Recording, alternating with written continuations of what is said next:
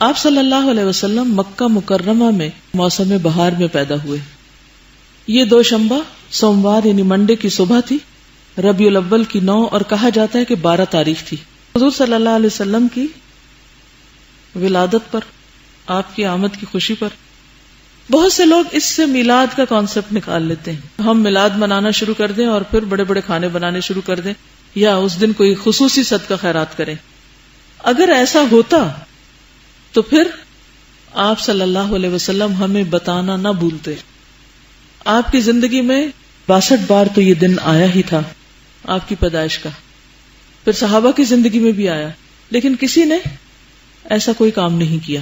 بدعت کا مطلب دین میں حصول ثواب کے لیے کسی ایسی چیز کا اضافہ کرنا ہے جس کی بنیاد یا اصل سنت میں موجود نہ ہو. رسول اللہ صلی اللہ علیہ وسلم نے فرمایا، دین میں نئی چیزوں سے بچو، اس لیے کہ ہر نئی بات گمراہی ہے. اسے ابن ماجہ نے روایت کیا ہے. رسول اللہ صلی اللہ علیہ وسلم نے فرمایا، جس نے کوئی ایسا کام کیا جو دین میں نہیں ہے وہ کام اللہ کے ہاں مردود ہے. اسے بخاری اور مسلم نے روایت کیا ہے. یعنی اللہ کے ہاں اس کا ثواب نہ ہوگا، اور جس کام کا ثواب ہی نہ اسے کرنے کا فائدہ.